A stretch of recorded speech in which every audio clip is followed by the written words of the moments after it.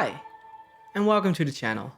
My name is Peter from Wide Range Productions, and today we talk for a little bit about the RED Komodo with RF support. I've been using the combination of a RED Komodo with a RF lens more and more, and I thought it would be nice to share some thoughts here on the platform and start off 2021. So, to start right away, RF is now in beta. Not much else to say about it. As for me, I own a 24-70 RF IS 2.8 zoom lens from Canon. I use it for my EOS R and my Canon C70. The lens is extremely versatile, and due to its IS, it's very practical in comparison to its EF predecessor, the 20-70 EF. So I shot some footage, so take a look at this footage and enjoy.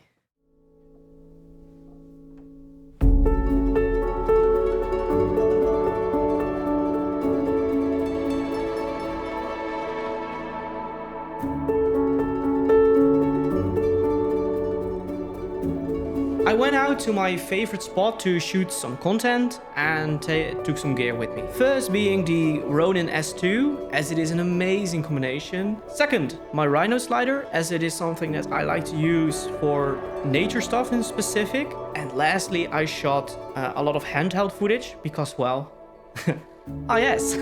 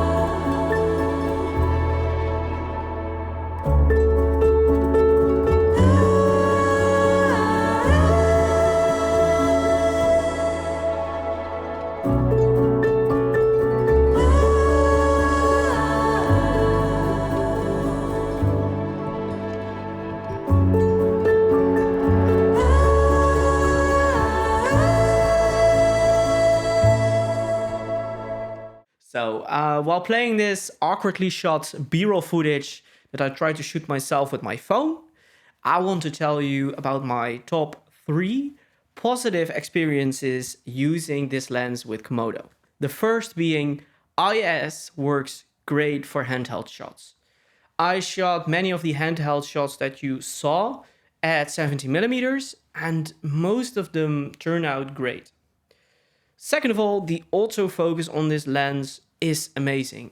And this is a combination of Komodo and the lens, but it works, and that is great. I didn't even use a monitor because I know it works. But for this type of shoots, you don't need the monitor. But however, I need to say that sometimes the autofocus stops working. This might be due to the beta status in Komodo, but it is something to keep in mind because it is not reliable. The third, the size isn't that bad. It fits my slider, my gimbal, and in my camera bag. Even the smallest one that I have, that's my everyday carry. The lens isn't the smallest, but it's a good fit for this camera and most of the things that I personally shoot. But let's be fair, it's not all positive though. So I also want to give you my top 3 downsides to using the 24-70 RF. Here is my first. The price. Let's be honest, this lens isn't cheap. The lens is worth the money, but it will still cost you a lot of money. The second, the weight is something to consider.